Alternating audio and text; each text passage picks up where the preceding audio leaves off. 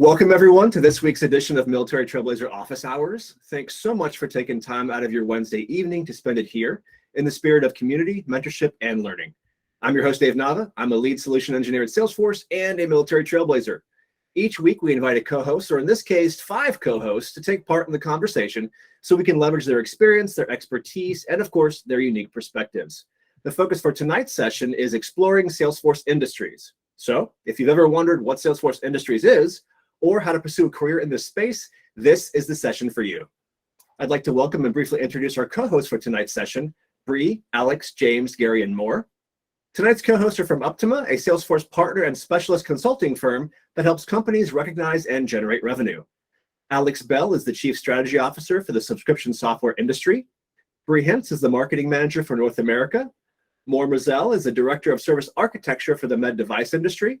James Purl is the Vice President of Manufacturing and Medical Device Solutions, and Gary Patterson is a Principal Consultant for the utilities industry. It is great to have you all co-hosting Office Hours with me. Welcome. Thanks for having us, David. Yeah, my pleasure. If you could each take a moment to further introduce yourselves and kind of share your Salesforce stories, that'd be awesome. Brie, would you like to lead us off? Absolutely. And thanks again, Dave, for hosting us. We're really excited to speak with everyone today. I am Brie Hintze. I am a military spouse, and I came to Uptima through Hiring My Heroes actually last May and had never heard of Salesforce prior to that journey. I actually heard about it on a Facebook military spouse support group when looking for remote careers. So it's incredible to see what that journey can take you to. I am now head of marketing here at Uptima, and it's been a fantastic ride finding like-minded people who also support your ambitions as a military spouse. It's been very fulfilling. Awesome. Thank you, Brie. Yeah, I'm happy to go next. Awesome. Yeah, sure. So hi, everybody. As David mentioned, my name is Alex Bell. I'm the Chief Strategy Officer here at Uptima. My foray into the Salesforce ecosystem is a bit interesting. So I've actually been working in the Salesforce space now for 20 years. I came to Salesforce back when it was a little itty bitty software program, very basic CRM use cases. So my background is actually in finance and accounting. I'm a chartered accountant. I'm originally from Canada. So if you all know the difference between a CPA and a CA, congratulations. But I came into the Salesforce space essentially as a revenue specialist, right? So tapping into that finance background, I was part of a team, the very first team to connect Salesforce CRM with Oracle on-prem. We had that first connection, that first go live. So from there, my career has really expanded within Salesforce. Right now, I've been at Uptima for 3 years, but prior to that, I was a consultant. I worked for a product company, a big ISV partner of Salesforce. And I also sat on the customer side of the table for 4 years. I came out of consulting for 4 years. You know what they say, like once a consultant, always a consultant. So I ended up coming back. But I do think for us consultants, it is a fantastic exercise to sit on your customer's side of the table so you can really empathize with their experience and their journey as they go through these massive transformative initiatives that the Salesforce platform allows organizations to do. So in my role here at Uptima, I oversee all things Revenue Cloud, essentially, particularly when it boils down to some of the advanced functionality on platform like billing, the tie-in to the ERP for some of the accounting actions like revenue recognition, accounts receivable, invoicing, billing scheduling, and then flowing down into order provisioning. I oversee that. I also oversee our strategy as it relates to go-to-market strategies. And earlier this year, I spun up a new practice here at Uptima, which we call our business transformation practice, that involves all of the organizational change management and advisory services here at Uptima. So that's now the wheels are well greased there. That practice is running very smoothly, and we're really happy to layer in that additional capability here at Uptima. So that was a long intro, but I did want to give you guys a sense of how I came to the Salesforce ecosystem. For a lot of folks who are in military or, coming out of service, your stories will be similar, right? It's not, you don't have to be a software developer. You don't have to be a software engineer to find your place within the Salesforce space. There's room for everybody just as Brie's story has told you as well as mine. So I'm going to hand over to James Purl, who's on the line. He's our VP of Med Device Manufacturing here at Uptima. Thanks. Hey, James Purl. I'm based here in Dallas. So if you hear a fan in my background, it's 110 degrees here right now. So it's just, it's hot. But I've been in the Salesforce ecosystem now for about 14 years. I started my career out in consulting, went over to the Salesforce partner side for App Exchange partners, and then moved back into consulting about 6 years ago and been in it since. I actually kind of found my way into Salesforce by accident. I was working for a company that we started to do a product that people asked us to align with Salesforce. We started looking at the first iterations of that, and that's kind of when the App Exchange was starting to blossom and kind of move from there. And then got to present that next year with Benioff on stage at Dreamforce. Was an amazing time. I was hooked at that point, and just have now been, I guess this will be my 13th Dreamforce this year. So last two have been canceled, but it's been great to be able to be part of these. Coming here to Uptima, I was started about 2 years ago. Running our practice here that aligns with both our service, which is field service, Service Cloud, and also our partnerships with ServiceMax and with the Asset 360 piece, but also to have a background with CPQ. So it's great to, Alex and I in a room do a very good job of kind of delivering both sides of the pie. We both know each sides of the pie, what's going on, and how that whole everything to revenue and how it's managed assets all the way through to quotes and billing is there. So excited to be here, answer your questions, and help today. And I'll turn it over to Moore. Thank you. So nice to see you all. Basically, I started my Salesforce journey about 7+ years ago. I started learning Salesforce for the first time when I joined Uptima. I was a student back then in my last semester. After graduating, I became a full-time employee. So I was allocated to service projects. And my first project was actually a medical device company. Basically, I worked on multiple service and field service projects as a configuration engineer, later on as a solution architect, and then as a principal consultant. Today, my current role is the director of service architecture. So that means that I oversee our service projects from an architectural standpoint. I also support pre-sales efforts and create and own some of our internal architecture standards for the different service products. I'm very happy to be here today. Gary? Thank you for saving the best for last. Just kidding. My name is Gary Patterson. I am a consultant here at Uptima. I've been doing this for just over a decade.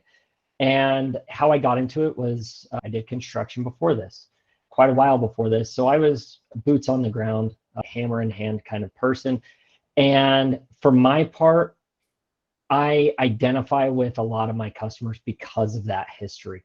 I moved from going boots on the ground and out in the field to working for a company that had a supply chain, and their supply chain people in the warehouse were dealing with their own unique problems.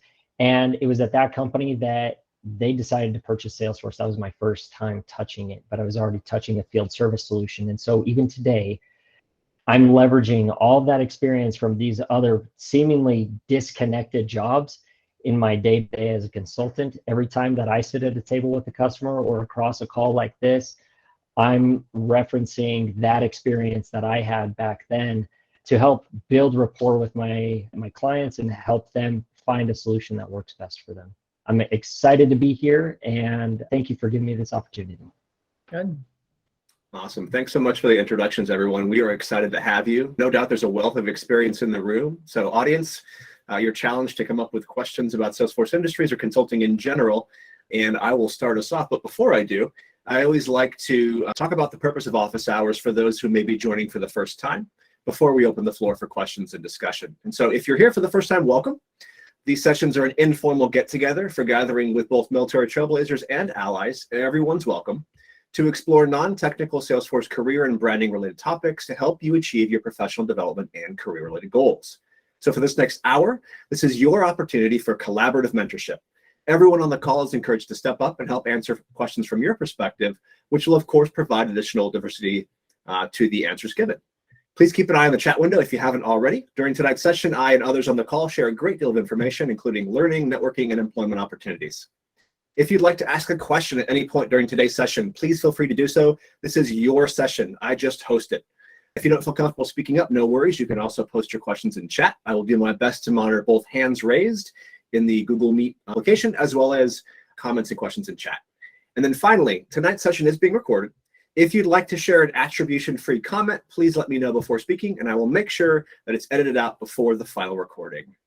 So with that, we'll go ahead and get started, and I will kick us off.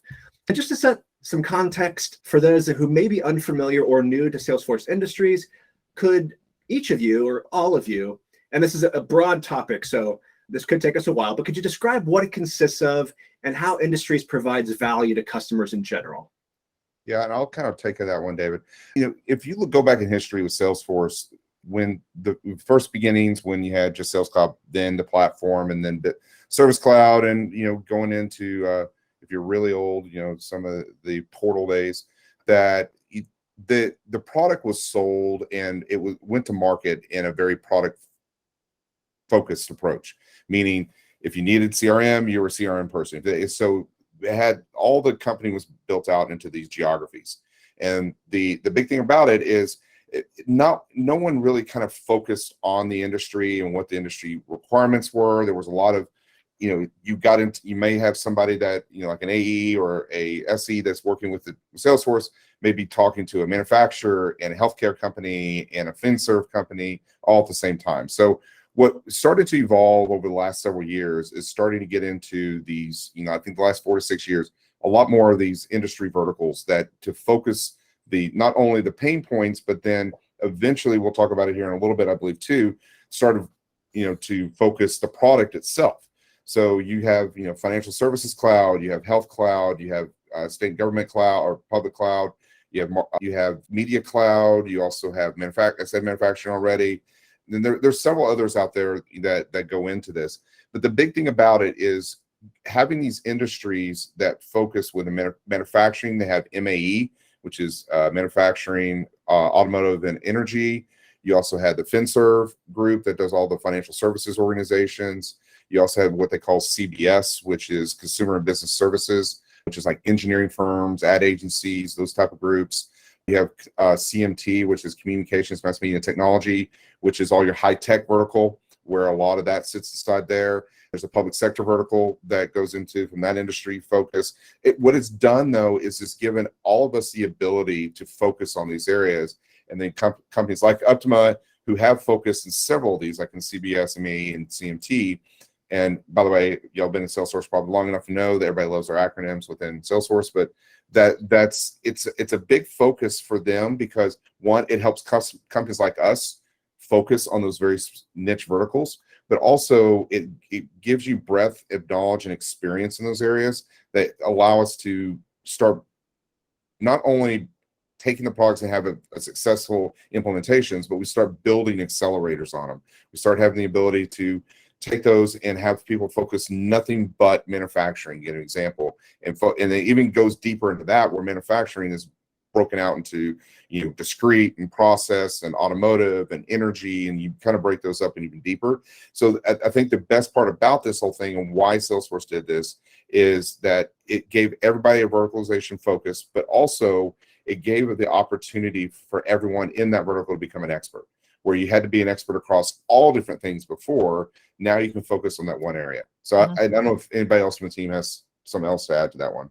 Yeah, no, that's fantastic. So I know that that's a lot to digest, right? Especially if you're new here, and you'll have to forgive us. We're not too sure what everybody's level of knowledge is with Salesforce. So we're going to try and make this absorbable across all understanding of Salesforce. So let me just dial it back a little bit to the beginning for you all in terms of what Salesforce actually is, right? So Salesforce as a product itself is a digital platform that allows you to manage your end-to-end business processes, but then layers in what James was talking about, the verticalization or the industry specialty on that platform as well. And so what I'd like to do is just spend a couple of minutes here giving you some real world examples of some companies that use Salesforce in the way that James has been describing. So just a raise of hands, we're going to use a really simplified model at this point, but just a raise of hands. How many of you drive a GM or drive a car? Let's just say, how many of you own a car, drive a car? All right. So I think that's the majority of us. And I'm going to relate this back to what Uptima does specifically, right? So we've actually trademarked the phrase everything to revenue. And when we think about all of these industry clouds, there's also the vertical clouds, there's also horizontal clouds that kind of overlay many of them. One of them being Revenue Cloud, and Uptima is a specialist in Revenue Cloud. All right, so let's start with the car example. So you all know how this goes. You start thinking, hey, I'm in the market for a new car. Maybe you're buying a brand new car, maybe you're buying a used car. But either way, typically where you start is shopping online. You might approach a car manufacturer's website. Let's just use GM or Ford, for example. You can go to that website and you can then dispatch to a local dealer site to see what they have for their used inventory. Or you might want to take a foray into configuring your dream Ford Raptor, whatever it might be. So when you approach Ford or GM's e-commerce site, right, that can be built on Salesforce, right? That background running engine might be Salesforce that is enabling this B2C, business to consumer level buying activity. So now you go through, you say, okay, I want to buy a Raptor. So I know that that's my model, my make and my model, I'm going to buy that. Now you start configuring it. You're like, well, hey, I'm going to upgrade my leather. I want nice rims on this thing. I'm going to build myself an $80,000 truck. You put all the bells and whistles on it. And then when you do that, what we call the configuration of your vehicle or the customization of your vehicle moves into a shopping cart, right? So now you're at the point of time where you can actually check out and buy this thing. You can also go through all of your financing activities online with these car dealer sites as well. So that ties in, the financial services aspect of it as well. So that whole period of time from when you approached the site until you configured your vehicle and put it in your cart, you're using Salesforce clouds to do this, right? So you'll have B2B or B2C, you'll have Revenue Cloud in there. Now what you're going to do is you're going to check your vehicle out. So you're going to buy it. Prior to COVID, you might be able to have that vehicle delivered to you in a week. Now it's going to take closer to 4 to 6 months probably. But either way, what happens when you commit to buying, leasing, or financing that vehicle, whichever modality of purchase mechanism you take, one, you're going to transfer some money to the OEM, right? Or to the car manufacturer. So they're going to take your credit card information, and Salesforce on platform is going to encrypt your credit card information and apply that charge to your card, right? That information is going to come back to you as the customer, your customer record that sits in Salesforce Sales Cloud. So do you see how this is all tying together? It's a web within Salesforce. All right, so you've bought your car, you've made your down payment, or you've paid $1,000 to commit to pay for the vehicle when you pick it up. Now you pick the vehicle up. You're going to get it. The sales rep who is getting your car ready for you at a local dealership close to you calls you when your vehicle comes in. They have all of your customer information stored. They set up a scheduled time for you to come in to pick up your vehicle. Well, in the background of scheduling that pickup for your vehicle, as you all know, when your vehicle arrives, they have to take the shrink wrap off of it. They need to run some service checks. They're going to fill it up with gas. They're going to make sure all the fingerprints are off of everything. That happens inside of Salesforce Service Cloud, right? So when we dispatch technicians or we have people working on a vehicle, we have Salesforce Service Cloud now in place where these technicians are entering their time, they're entering any materials that they've used to get your car ready. So it comes time to pick it up, right? And there was a whole bunch of things that Salesforce also did before your vehicle even got to you. Salesforce had to push your order into their manufacturing system so that their manufacturing sites knew what to even configure for you. So that all happens within Sales Cloud and what we call the Revenue Cloud object called the order object. It ties into the back end, which we call the ERPs. All right, so now you pick up your vehicle and it's time to drive it and use it. And you're going to need to service that vehicle every 10,000 miles. Depends on your make, model, trim. You're going to have different service intervals. Might be 10,000 miles, 12,000 miles, 15,000 miles, 20,000 miles. But here's the thing about servicing a vehicle, particularly a new vehicle. we all know exactly what that service interval is, and we know what those service activities are. That sits inside of Salesforce Service Cloud. So when your vehicle comes back into the dealership for service, they know exactly what they need to do based on the number of miles that are on your vehicle. The technicians are assigned to your vehicle for service using Service Cloud, and they're also entering their time to Service Cloud. They're also entering any warranty claim items, any parts that they need to consume to service your vehicle. So at the end of life of your vehicle, or at least at the end of life for you, we know how easy it is now to buy a new car, to replace our vehicles, or if we have a lease, to trade it in. Now what we need to do is we need to come back to the dealership and trade our vehicle in. And so essentially what happens is that whole cycle starts all over again. And all of that is powered in the background by Salesforce. So in the story that I just told you, we had 3 key clouds involved. We had Sales Cloud, Service Cloud, and Revenue Cloud.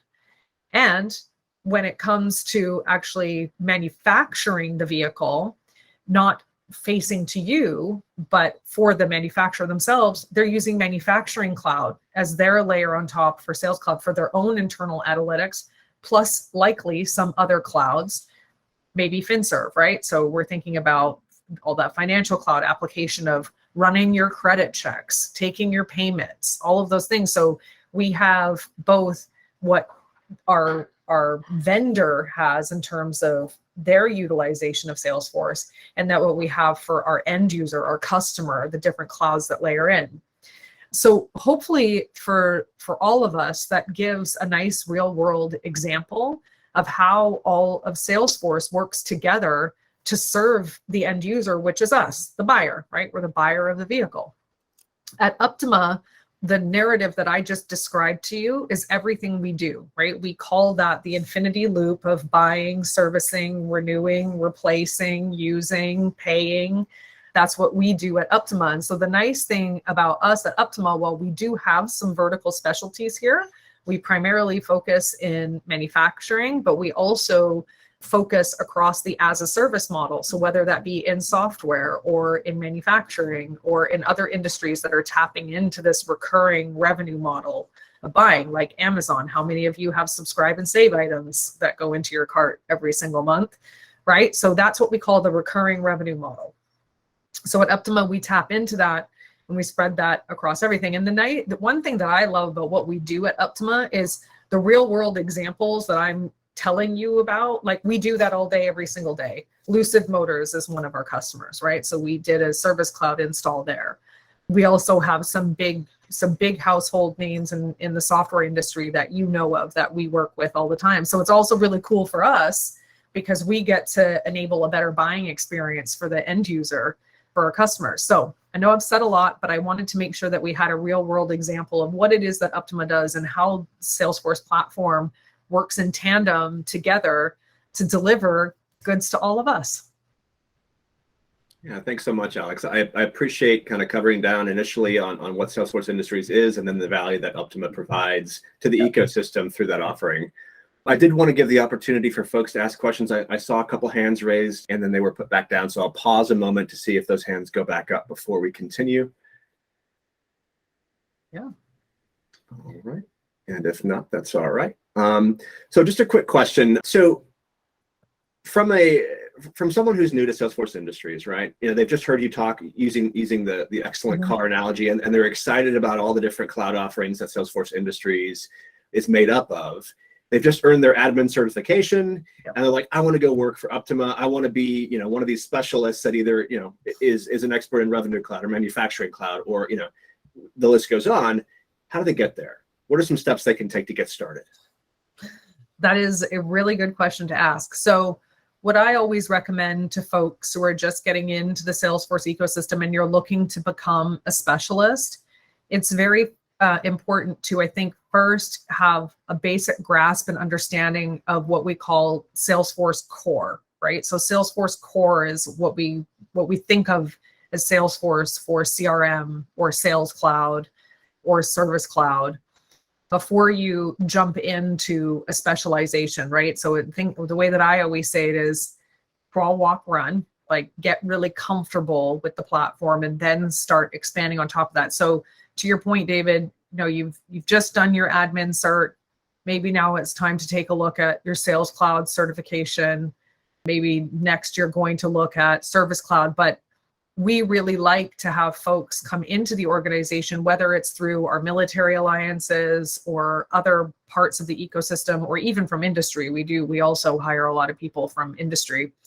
Do your trailheads, right? Take every opportunity you can to come to sessions like this, network, find a mentor, right? Find somebody who is willing to mentor you and take you under their wing, who has followed a similar track that you're interested in. So what were the things that they did?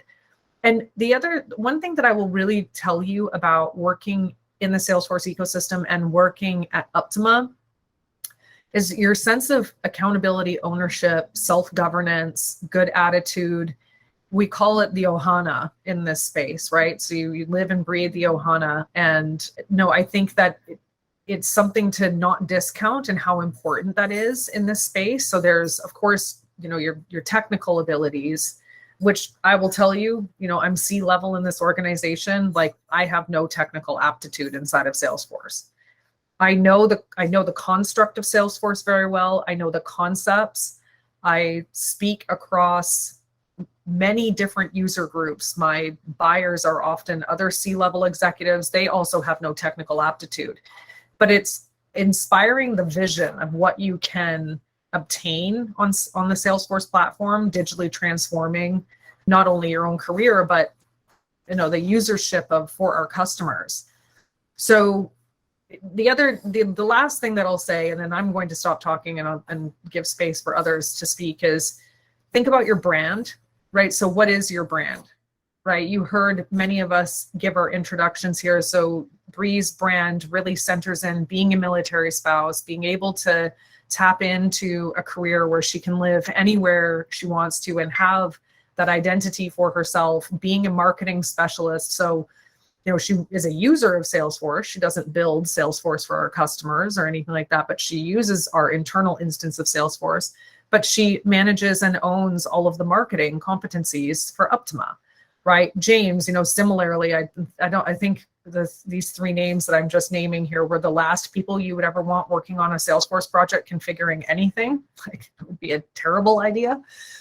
But James, James's brand is really around, and I don't even know if James knows this, or maybe he does, I don't know. But James's brand has been to connect people. James's thing is that he is the connector of people. He brings the people together, empowers the vision in the process, really helps organizations get out of their own way and bring their thinking up to a strategic level. You can put James in any group of people you want to, and he will be best friends with every single person by the end of the night, and he will connect them together as friends and comrades in this effort, right? You take Moore and Gary, their brands are they are technical experts. Like, they know Salesforce down to the object level and beyond, records, fields, you name it. Their brands are really centered in being those technical experts. So it takes all types to make the Salesforce world go round. But think about your brand. Like, what is it that's interesting to you? Is it more the marketing side of it? Is it leadership? Like, do you want to be that technical expert? And it's okay if that changes in a couple years, but think about your brand now, because it really centers your story, right? So I came here as a revenue specialist. I know revenue frontwards and backwards until the cows come home. That's how I branded myself in the ecosystem. But again, like, I'm not going to, I'm the last person in the world you want configuring anything inside of Salesforce. So I'll leave you all with that. I hope that was helpful. You guys have my LinkedIn. If you ever want to reach out for a conversation or just have any questions, please feel free to do so. Yeah, thanks very much, Alex. And it's a powerful point. Think about your brand. As we learned last week, whether or not you've thought about it or not, you have one. So it makes sense to focus on it and develop it and utilize it to help you in your professional endeavors. That's awesome. Just a follow up to that question, and I'd love to hear from everyone, from your perspective, given that, and obviously the individual clouds have been around for quite a while, over 20 years in some cases, but Salesforce industry is relatively new. What originally led each of you to this specific vertical? Was it previous industry experience and you developed a passion and that's kind of what brought you in, discovering a new interest? I know we talked a little bit about our Salesforce stories, but if you could focus a bit more on why Salesforce industries specifically, because I think it will help the folks in the audience imagine whether or not this might be a good fit for them. If you could talk about your passion for that. I can start. Anyone can start. So in all honesty, I had at the beginning, I had no particular interest or personal interest in healthcare or medical devices, for example. I just feel that I was kind of selected by the industry, and I will explain that. Basically, I learned about this industry by simply participating in different Salesforce implementations.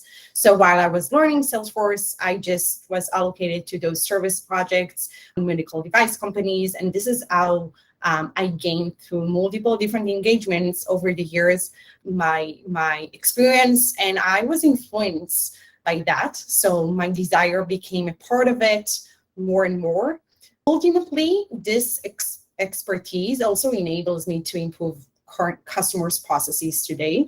So I feel that overall, maybe those different processes are related to medical devices and healthcare, but this is the reason that I'm interested today in this industry. So it's kind of how I came to that point, and by my experience and previous experiences by implementing Salesforce to this particular industry, that's how I'm still interested in it. Awesome. Thanks so much, Maura. I appreciate it. Sorry, I'm going to add on to it. For me, how I came into it was, like I said, I started out in construction, and I was frustrated with the way that things were working. And I also didn't understand why I was going from job A to B to back to A and all this stuff. Like, I didn't get it, and it didn't make sense to me. So I got curious, and I wanted to know why my bosses were doing the things that they were doing. And then after I heard that, I was like, I feel like there's got to be a better way.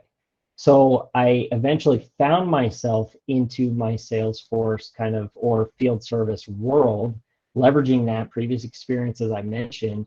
But then when I think about those industries, kind of in the same vein as more, it was almost like a calling. Like, I knew there was something I wanted to do to help particular types of customers. And I love working with manufacturing companies. I love working with oil and gas and utilities and telcos because I can identify with them. I'm a consumer of their products a lot of the time, right? And so I know the pains that the end customer has, so I can quickly identify there. And also, I know the pains of some of the employees and the process, and I'm constantly curious about how I can leverage things that other people have taught me in my career or things that I've experienced from bosses in other organizations, and how I can apply those things to my next project, to my next customer, and help them drive value within their own organization.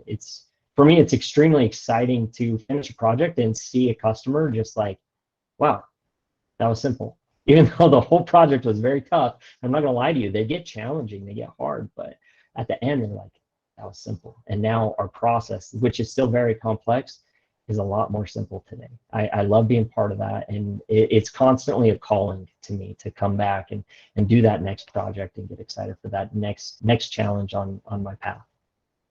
Yeah, that's awesome, Gary. It sounds like empathy played a big part in your decision, kind of empathizing with the pain points and challenges of the industry and wanting to fix those for folks. Solving Absolutely. problems is central to what we all do in the ecosystem. Yep. Thank you. I wanted to add to that. So coming from a marketing background, ending up in a very industry specific consulting company and loving every second of it. With consulting with Salesforce, we've touched on it a little bit, and I'm sure it's something you're getting aware of, but you can't know everything. There is so much content in Salesforce, and it's changing. You cannot be a master generalist. There's just no such thing. You could have a little bit of familiarity here and there, but there's no way to be an expert in everything. So if you're really looking to leverage and grow your career, you really have to think about it from an industry background, especially because that's how Salesforce is approaching things. And in getting that industry focus, you're going to be able to anticipate how to help your customers better.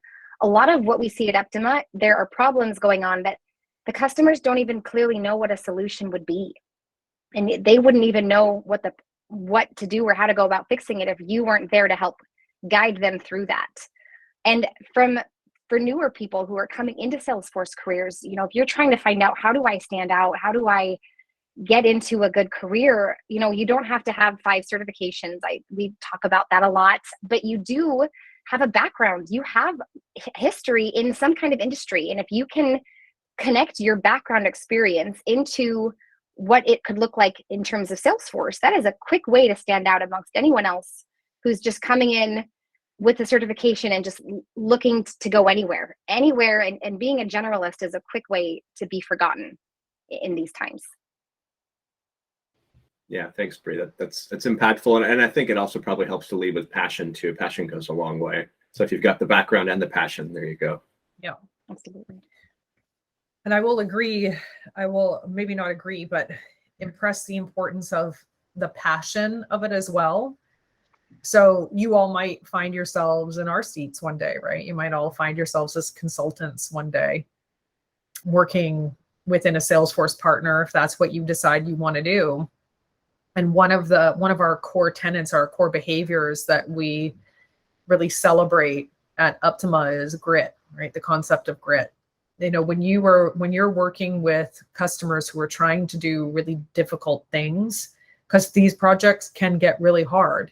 We're typically at Uptima, especially, we're shifting the behaviors by which our customers earn their money, right? Money is a very personal thing to an organization. Their top line revenue, their margins, right? I always say revenue is king, margin is a measurement of health, and then look for the nitty gritty details in the financial statement disclosures. Like that's really how you measure the health of an organization.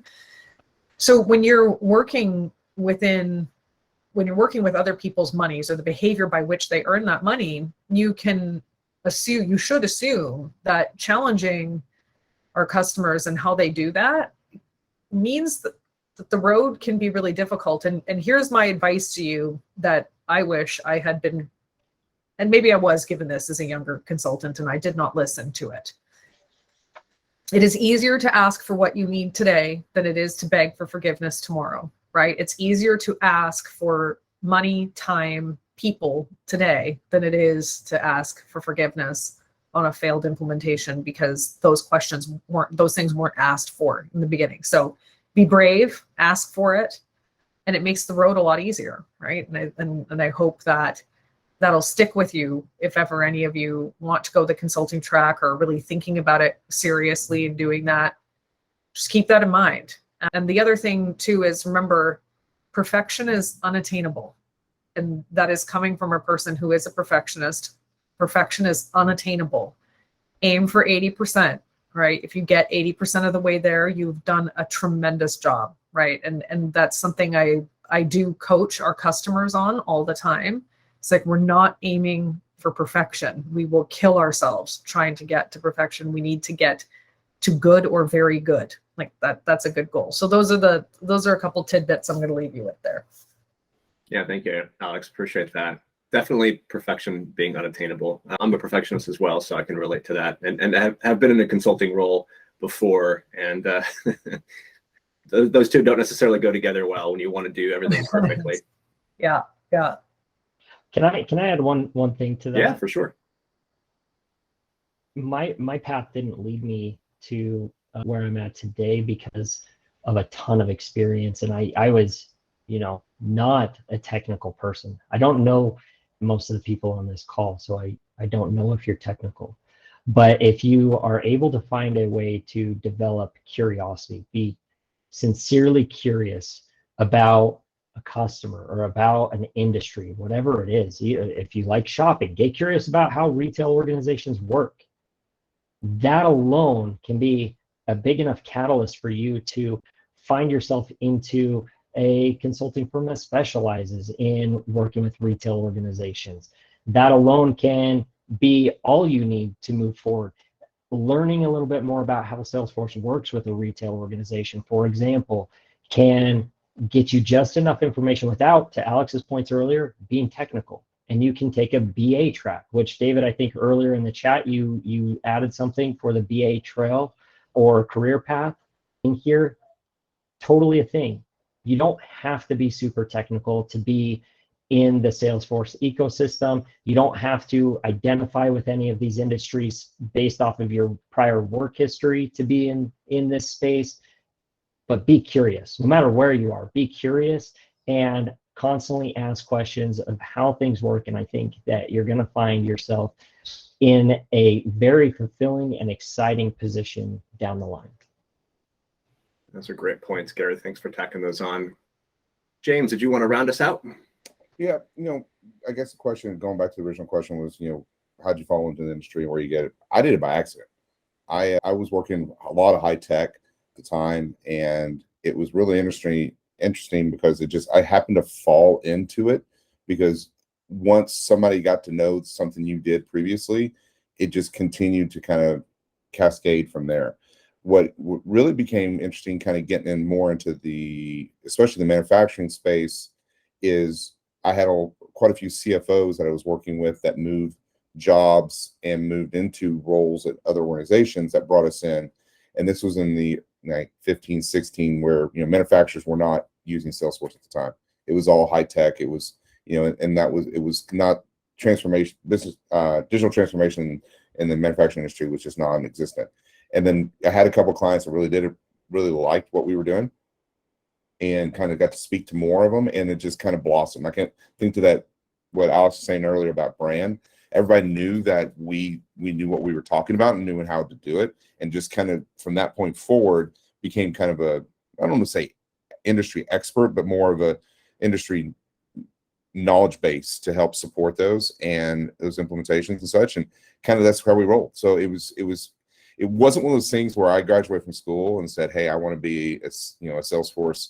When I graduated from school, Salesforce wasn't around, but the graduate school, you want to be a Salesforce and manufacturing expert was not what it is. It was one of those things I kind of evolved into from background and such, and it was one of those things when I got to it, I'm like, there is such an opportunity here. I think, Gary, you said that earlier. I started seeing, like, wow, these guys really don't have anything in place. They're working on systems that are green screen. They're 30 or 40 years old. They on-premise ERPs that no one's touched in 15 years. Those are the type of things where it's like, okay, this is what excites me. And so that's kind of how I got into it, and kind of where I continued to grow into it. And that includes med device too. And I was very fortunate earlier in a career when there were some requirements that required medical device companies to start reporting a lot of information. I think Andrew had a question on it earlier, compliance. The only way to track a lot of this compliance that go into those industries is using a tool like Salesforce for that. And so, that was really exciting to kind of help with that and kind of bolster my career going forward. Yeah, thanks very much, James. I appreciate everyone sharing kind of your paths to the ecosystem and Salesforce industry specifically. And for the audience, if you'll notice that no one really said, when I graduated college or when I entered the professional workforce, I was like, oh, I want to work in the Salesforce ecosystem doing X, Y, Z, right? In some cases, it wasn't around. In other cases, it just wasn't a consideration. They were kind of led there by other things. To Gary's point, it was a willingness and a desire to solve problems, right? And I believe that for James as well. I mean, for me specifically, I discovered it by accident as well, because I love to solve problems and I love process. I love to fix broken process. I love to go, that process is messed up and I can make it better, and here's how I'm going to do it, which gets me in trouble with my wife, but that's a separate topic. But so if you have, passion and curiosity, and you're a problem solver and you like to dive deep into topics, you don't have to be technical. You just have to have those, I guess, meta passions, if you will, that will then fuel your career exploration. And I think regardless of your interest area, Salesforce ecosystem has something for you. This bring up another question that I have. And so, from a broad brush perspective of your specific role within Uptima, what do you love most about your job, and what challenges you the most? And those two could be the same thing, or they could be separate things. But I'd like to give folks a feel for kind of the day-to-day and what you go through in your thought processes with regard to how you approach your job. And so if you could share that, that'd be awesome. I'll start. What I love most about the job is the challenge. And it's basically I had a mentor. I used to be the CEO of my old company, who I've still my mentor today. that he said, when you're in this ecosystem, we're going to change. We're going to change often.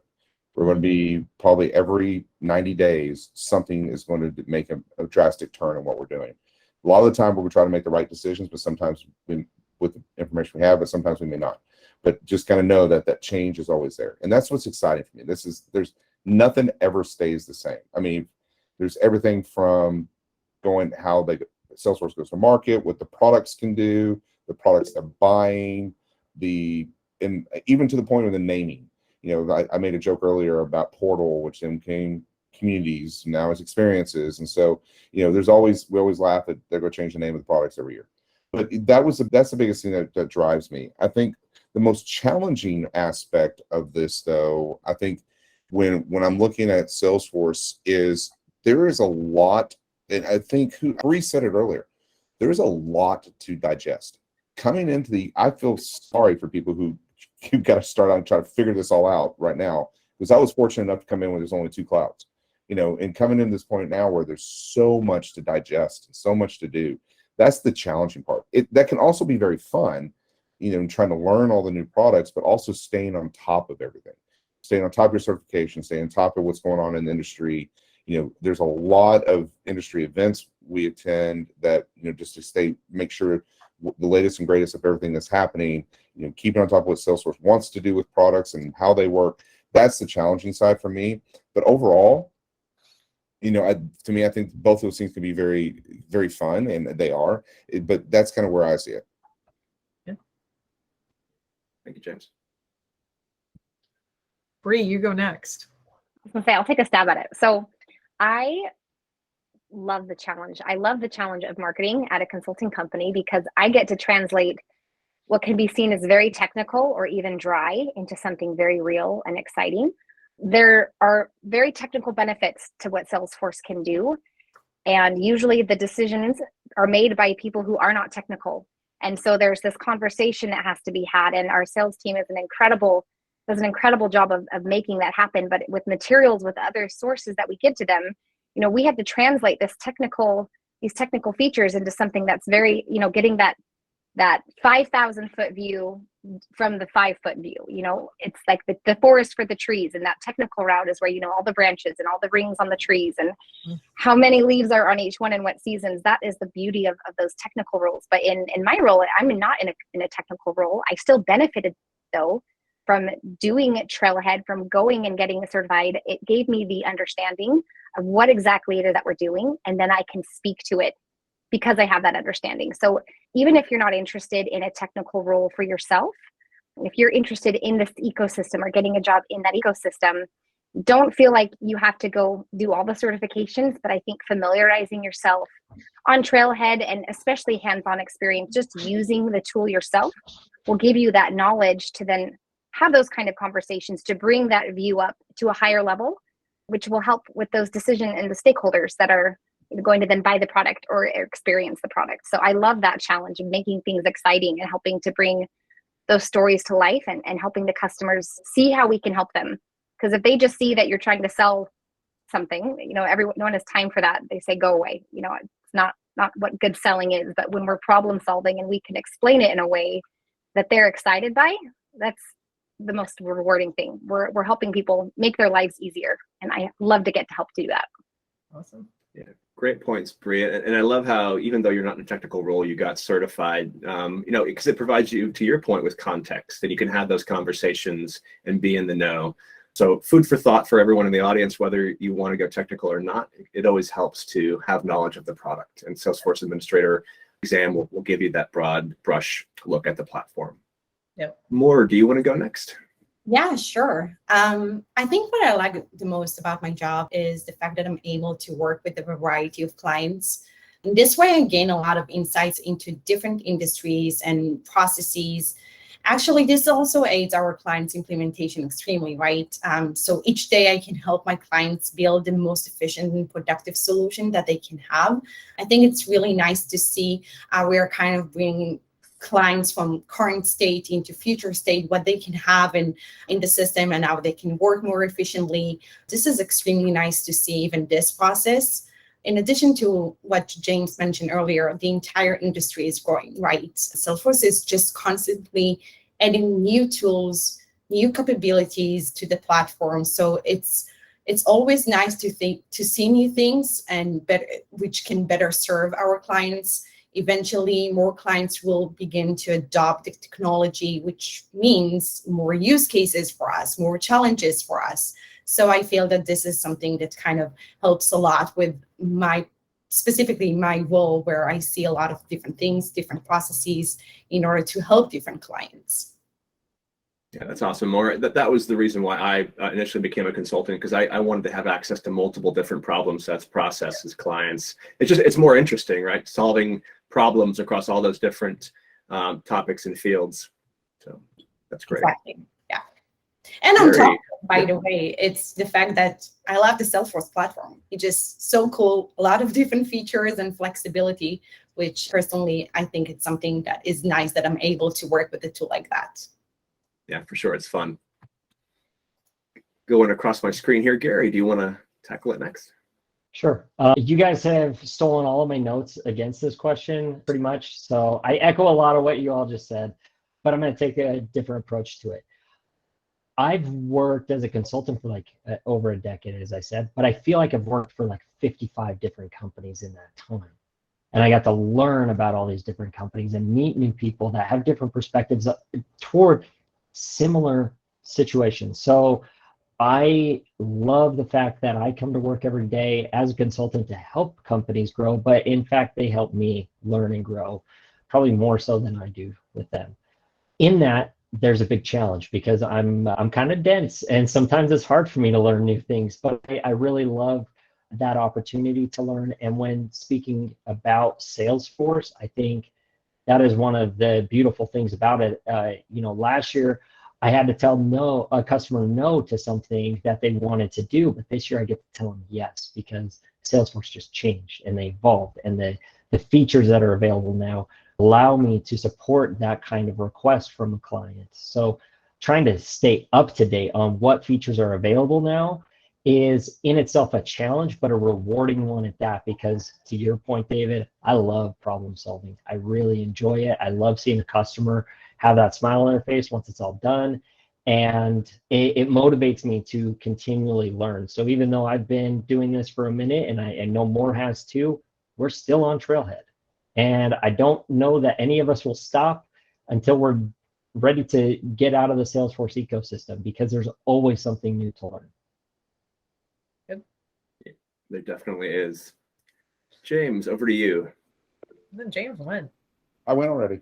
Oh, you did. My bad. Yeah. Thanks for. I was going across the top of my screen. You're avoiding Alex. You're avoiding Alex. There we go. That's okay. You can avoid me if you want. My answer is going to be a little bit different. So the thing that I love most about working at Uptima specifically is that I'm really free to be me. I think everyone can kind of appreciate this. When we go to work, we put our work mask on, right? Particularly if, I'm a driver. I'm a highly competitive human being. It brings me no greater joy than to win. I mean, it's just who I am. And so with that comes a very assertive personality, very driving. And at Uptima, I'm really free to be who I am. We've done an awesome job of building a culture in that we can do that, right? As long as we're all headed towards the same goal, which is customer satisfaction, right? And I don't mean to minimize the goal to that, but here's the thing. When we make our customers successful, we are successful. Our partners are successful. And so as long as we're driving together towards CSAT, it's a very liberating and empowering thing to really be who you are. And I will say that at Uptima, being like me isn't the norm or the standard or the requirement. I said it before, I'm going to say it again. It takes all types to make the Salesforce ecosystem go round.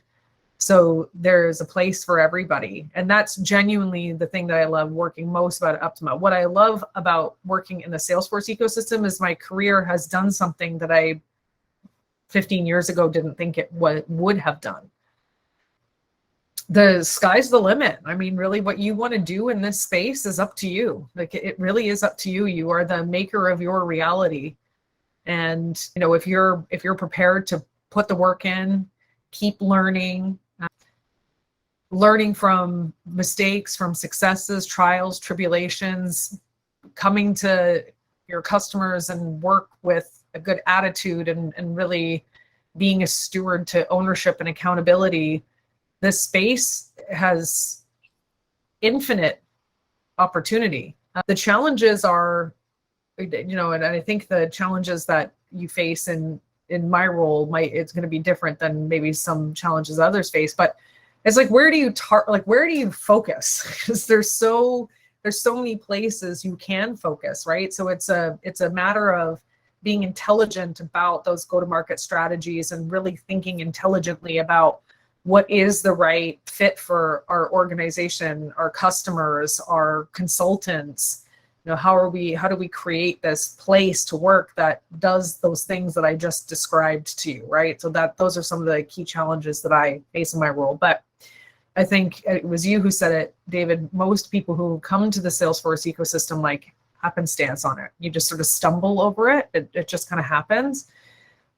I can't imagine what it would be like to plan this as your career. Like, hey, I'm coming out of college, I'm coming out of the military, you know, maybe I've got some industry experience. Like now I'm really going to go focus here. The world is your oyster, my friends. Like it is. There's just so much opportunity. So yeah, my answer was a little bit different, but I have just tremendously enjoyed my time in this space, and I've been doing it for 20 years. So I'll probably do it until I retire. I can't imagine doing anything else now. Yeah, that's a great answer. Thank you, Alex. And to your point, like the whole purpose of these office hours is to try to limit some of that stumbling. Yeah. So, you know, for folks to be able to go to a repository of sessions where they can kind of test drive different career paths. And so this has been incredibly rewarding to be able to test drive the Salesforce industry career paths, because there's multiple within there. And so I really appreciate it. If we've got time, Anna, I believe, had her hand raised. Anna, do you want to ask a brief question or comment? Yes, I have a question for Alex. I think what you described, Alex, is being agile, and I have a passion for agile, but I wanted to ask you, what other character qualities and personality traits would make a great Salesforce consultant and a fit for Uptima? So it depends on what role you're interested in as a consultant. Some consultants like to be more on the listening side of things, right? So we'll call them note takers or process engineers. Maybe they don't necessarily want to be too terribly customer facing. They like to work more in the background of things. Maybe they want to be a configuration engineer that takes their tasks from design documents, solution architects, people like David, people like Moore, people like Gary. I think I talked a little bit about what I would consider the foundational core behaviors to make a good consultant. There's a really good book you all should read, and don't be alarmed by the title of it, but it's called Getting Naked. And this is a book that we ask everybody at Uptima to read when they onboard. So it's on Audible. You can listen to it. It's not a long read, but it's really about becoming the naked consultant. And again, don't take that the wrong way. We would like you to keep your clothes on. But it's really about being a vulnerable consultant, I suppose, having empathy for customers, how to position yourself in front of your audience, what are the key things and key behaviors that you need to embody to be a really good consultant. So I would start there with that book. Yes, thank you, Anna, Getting Naked. Yeah, so that's a great book. The author of that book has a number of other good reads as well, so you can kind of make your way through the series if you like. But if you do want to be in a customer-facing role, if that is something that's very interesting to you, I think what makes really good consultants, and I'm going to look to Gary and Moore because they personify all of this. Number one, they try to put themselves in the shoes of their customers. So what are their customers trying to do? What are their key pain points? And they drill those pain points down into the persona level, right? So what does each role or each person, what are they experiencing? And they come to it with the passion of they're going to try and make that person's experience at work suck less, right? Like that's the way to, we had a customer actually say to us, we're like, so what are one of your key pain points? Like, why would you like to, what's your end goal here? They're like, we would like to eliminate human suffering, right? Because some organizations just genuinely have these legacy processes and tools in place that are horrible. I left a job once because I couldn't deal with the technology there. I was like, I can't do this anymore. So Moore and Gary, they really try to put themselves in their customers' shoes and say, okay, I'm going to try and feel this pain myself. What are the ways that I'm going to solve this? And the other characteristics to have is not only the empathy piece of it, but you've got to be resilient. To be a good consultant, you've got to be resilient, because when something goes wrong or somebody wants to blame something for somebody, they're going to blame the consultants. That's just the name of the game. And if you're looking for a consultancy to work at, what you want to ask of leadership team members is, tell me about a time that you stuck your neck out for your team in the face of losing revenue, right? That is a question that I want people to ask me. Tell me about a time you protected your team, even at the risk of losing the revenue of that customer. Ask those questions, see if those things happen inside of an organization. That'll be a big tell to culture. And those are the things that you want to pay forward, right? So those acts of kindness that were given to you in your journey of consulting, it is your responsibility to carry those forward as you make your way up, right? Building good culture, taking accountability, being a good leader, a strong leader, and more than anything, taking ownership of what you bring to the table every day. So I hope that answers your question. It wasn't just a short one. I could go on for hours and hours and hours about what makes a good consultant, because it's not a straightforward answer. And be who you are. Our customers can always sniff out when we're not genuine. Just, you got to be you. You have to be yourself. If you aren't yourself, then you're selling something that doesn't exist. Yeah, great. I think what sums it up is consultants make life suck less. So that's what I took away from that. 100% agree. And it's a good goal to have in mind. Anyone else want to piggyback on that? All right. I think Alex summed it up well. Well, in that case, what I'm going to do now is I'm going to post the co-hosts' LinkedIn profiles one more time in chat here. If you want to copy those down really quick, if you joined late and you didn't get a chance to connect, there's your opportunity. But before we do close, because we're a little bit over, I appreciate the Uptima team staying a little bit extra for that question by Anna. Thank you, Anna, and thank you, team. I want to thank all of you. So thank you, Brie, Alex, thank you, Moore, thank you, Gary, and thank you, James, for spending your time this past hour and some change to educate us about Salesforce Industries and talk to us about what makes it a differentiator in the ecosystem and how someone who's new to the ecosystem could pursue a career with Salesforce Industries. Really appreciated your time tonight.